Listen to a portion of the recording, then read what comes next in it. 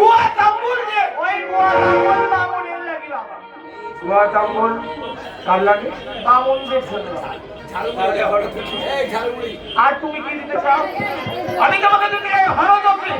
ওই হরতুকিও মুনি ঋষির জন্য বাবা। তাহলে এমন কোনো নেই, আমি তোমাকে এই মুখর সৃষ্টি করাবো।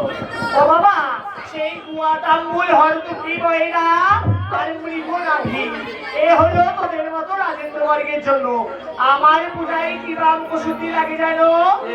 বলি বিহিলে মহিষ দস্তব আমি হইব শীতলা। আমি বিহিলে মহিষ দস্তব আমি হইব, আমি দশ দশ মহিষের রুধি করিতে পারি। বলি দশ দশ মহিষের রুধি করি।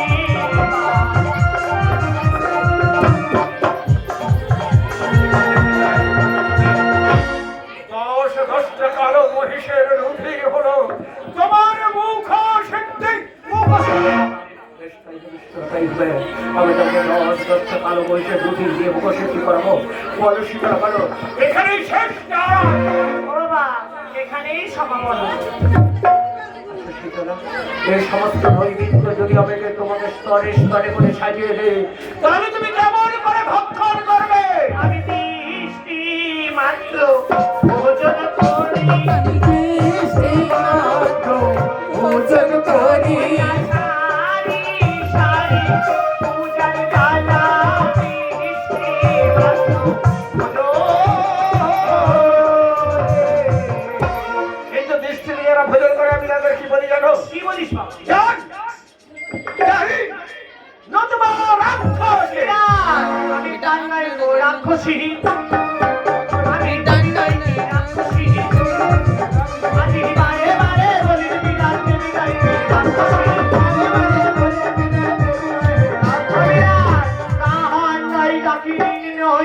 নই গো রাক্ষসী, একা সরে খাবো বসে, সাত সমুদ্রে বেশি, বামন পাড়ার বামন খাবো, বৈষ্ণব পাড়ার বৈষ্ণব খাবো, বেশ্য পাড়ার বেশ্য খাবো, বৈশ্য পাড়ার বৈশ্য খাবো, মুসি পাড়ার মুসি খাবো, চাকর পাড়ার চাদর খাবো, যোগ পাড়ার যোগ খাবো বিরাট, অবশেষে খাবো ওই নুনে।